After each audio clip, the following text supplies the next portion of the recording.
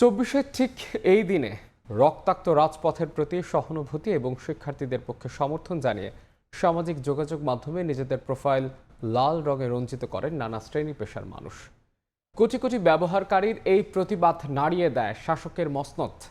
এর আগে নিহতদের স্মরণে ৩০ জুলাই রাষ্ট্রীয় শোক পালনের সিদ্ধান্ত নেয় সরকার, কিন্তু শোকের সেই কালো রঙের বিপরীতে মুখে চোখে লাল কাপড় বেঁধে অনলাইনে ছবি প্রকাশ করে কর্মসূচি পালন করেন আন্দোলনকারীরা।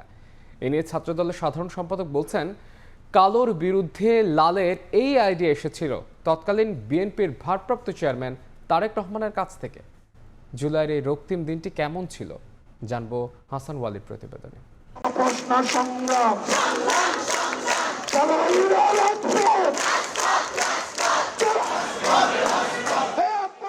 ৩০ জুলাই ২০২৪। ইতিমধ্যে নিহত হয়েছেন শত শত মানুষ। আহতের সংখ্যা অজানা অজস্র, যার দায় সরকার ও তার পেটো বাহিনীর। এরকম একটি সময়ে দাঁড়িয়ে সরকারের তরফ থেকে ঘোষণা আসে রাষ্ট্রীয় শোকের সেই ঘোষণাকে ঘৃণা ভরে প্রত্যাখ্যান করে এদেশের আপামর জনতা। কোটি মানুষ এদিন সামাজিক যোগাযোগ মাধ্যমে নিজেদের প্রোফাইল রাঙিয়ে তোলে বিপ্লবের লাল রঙে।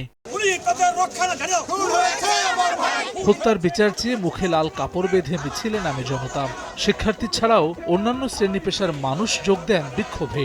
বেশ কয়েকটি বিশ্ববিদ্যালয়ের শিক্ষক, অভিভাবকদের পাশাপাশি প্রতিবাদ সমাবেশ করেন বিশিষ্ট নাগরিকরাও। এদিন জনসম্মুখে হতাহতের জন্য সরকারের কাছে জবাবদিহিতা দাবি করেন তারা।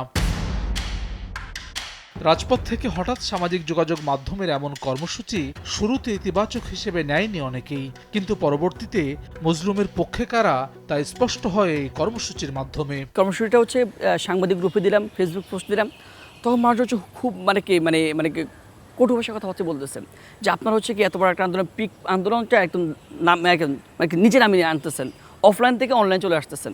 আমাদের উদ্দেশ্য ছিল হচ্ছে কি যে আমাদের হচ্ছে জনমতটা যাচাই করা। আসলে যারা হচ্ছে হাসিনার নিপীড়নের পক্ষে তারা হচ্ছে কি প্রোফাইল কালো করেছিল, যারা হচ্ছে হাসিনার নিপীড়ন চায় না তারা হচ্ছে লাল করেছিল। তার মধ্যে একটা ডিভাইডেশন, একটা বাইনারি তৈরি হয়েছিল, কিন্তু আসলে কে কোন পক্ষে।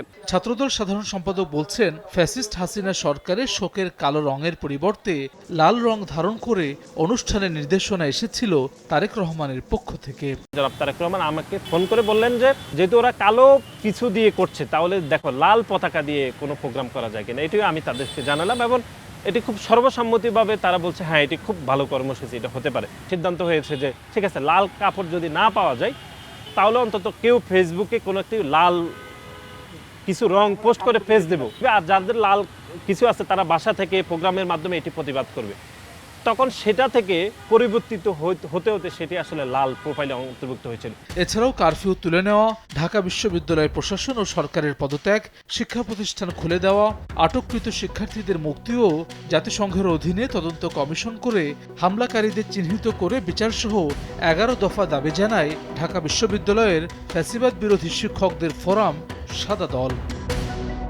বাংলাদেশের সহিংস পরিস্থিতি ও গণগ্রেফতার নিয়ে এদিন উদ্বেগ প্রকাশ করে জাতিসংঘের মহাসচিব অ্যান্থনিও গুতেরেস।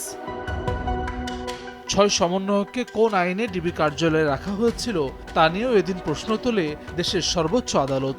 একই সঙ্গে শিক্ষার্থীদের আন্দোলনে এত সহিংসতায় আদালত লজ্জিত বলেও জানায়। এত কিছুর মধ্যেও সরকার তখন ব্যস্ত জামাত শিবিরের রাজনীতি নিষিদ্ধ করার কাজে। সরকারের ৩ মন্ত্রী জানান একদিনের মধ্যেই নিষিদ্ধ হবে জামাত শিবিরের রাজনীতি। জঙ্গির উত্থান বলুন, সন্ত্রাসের কার্যকলাপ চালানো বলুন, এগুলি করে যাচ্ছে। কাজেই এটা নিয়ে এখন 14 দল সহ সবাই রাজনৈতিক একটা সিদ্ধান্ত হয়েছে। স্বাধীন বাংলাদেশে এই অপশক্তি আর কোনো সুযোগ না হয়। এদিকে পরদিন মার্চ ফর জাস্টিস কর্মসূচি ঘোষণা দেয় বৈষম্য বিরোধী ছাত্র আন্দোলন। তারা জানায় ৯ দফা দাবি আদায়ের লক্ষ্যে দেশের সব আদালত, ক্যাম্পাস এবং রাজপথে পালিত হবে এই কর্মসূচি। মজলুমের প্রতিবাদের ভাষা ঠিক কত রকমের হতে পারে তার দৃষ্টান্ত ২৪-এর উত্তাল জুলাই।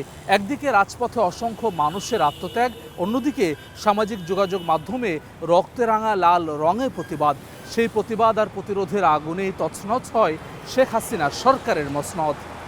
হাসান ওয়ালি, সময় সংবাদ, ঢাকা।